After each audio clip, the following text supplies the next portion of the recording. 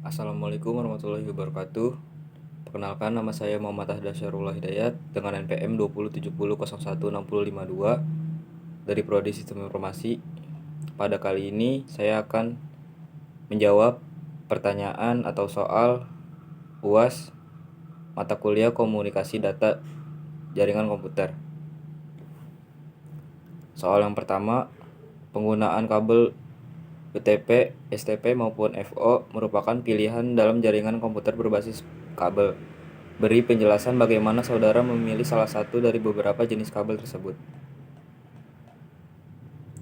Yang saya pilih yaitu STP atau Shield Twice Pair. Kabel STP adalah jenis kabel twist pair yang memiliki lapisan aluminium foil sebagai pelindung pada bagian dalam kabel yang berfungsi untuk menghalau gangguan elektromagnetik yang mempengaruhi internet. Aluminium foil pada kabel STP membungkus setiap pasang kabel tembaga, jadi akan ada 4 shield pair aluminium dalam kabel. Dalam memilih kabel twisted pair, kadang setiap kabel memiliki label cat 5 atau cat 5E dan cat 6. Label tersebut merupakan kode yang menandakan kemampuan transfer data setiap kabel. Untuk kabel cat 5 adalah teknologi kabel lama yang sudah ada sejak tahun 2001. Kabel versi ini mampu mentransmisikan data 100 MB per second dengan speed maksimal 250 MHz. Kabel versi cat 6 adalah versi canggihnya, yaitu bisa mentransmisikan data hingga 10 GB per second dengan panjang kabel maksimal bisa mencapai 100 meter.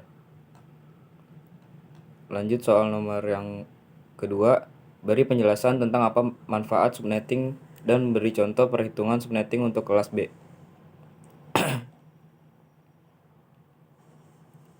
Subnetting, teknik yang digunakan untuk memecahkan jaringan menjadi beberapa subjaringan yang lebih kecil. Teknik subnetting biasanya digunakan untuk memudahkan pengelola jaringan seperti sistem dan network administrator dalam bekerja. Manfaat subnetting memastikan bahwa trafik yang ditunjukkan untuk perangkat dalam subnet tetap berada di subnet itu, yang mengurangi keleletan melalui penempatan subnet yang strategis. Anda dapat membantu mengurangi beban jaringan dan lalu lintas rute yang lebih efisien. Soal yang nomor 3, beri penjelasan tentang pengertian DHCP dan jelaskan mekanisme pemberian IP ke klien oleh server DHCP. Dynamic Host Configuration Protocol atau DHCP, sebuah layanan yang secara otomatis memberikan nomor IP kepada komputer yang memintanya.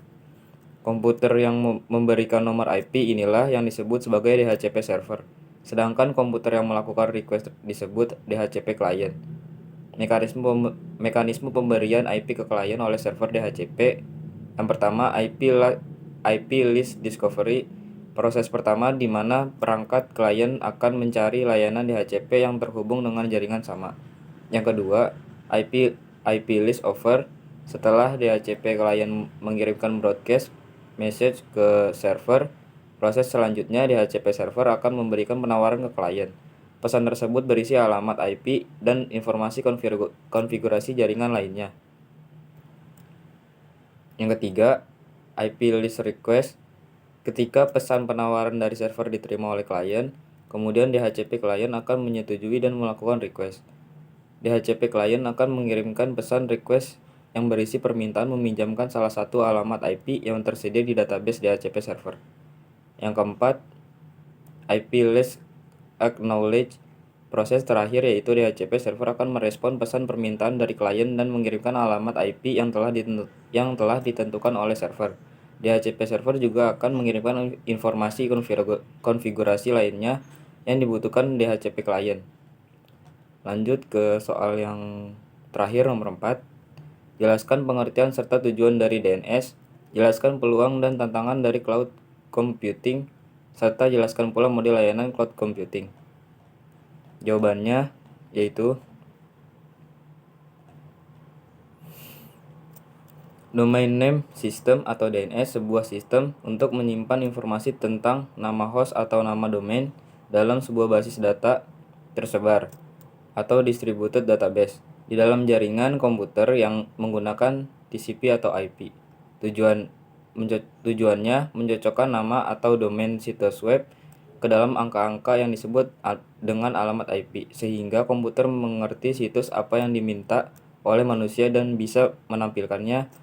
Dengan adanya DNS, manusia tidak perlu mengingat banyak alamat IP dari berbagai domain. Tantangannya, yang pertama, rentan dari serangan cyber. Yang kedua, kurangnya pelatihan sistem cloud. Yang ketiga, penyalahgunaan layanan cloud. Yang terakhir, nomor 4, kemampuan sumber daya manusia. Peluangnya, yang pertama, untuk revitalisasi sektor manufaktur Indonesia dan menjadi salah satu cara mempercepat pencapaian visi Indonesia menjadi 10 ekonomi terbesar dunia pada 2030. Yang kedua, untuk mengakses sumber daya cloud dengan biaya terjangkau. Yang ketiga, menawarkan sistem data terpusat dengan menghemat banyak sekali infrastruktur seperti data center, media storage karena seluruh keperluan telah tersedia secara virtual. Yang ketiga, memberikan manfaat di bidang keamanan seperti jaminan platform teknologi, jaminan ISO, data pribadi, dan lain-lain.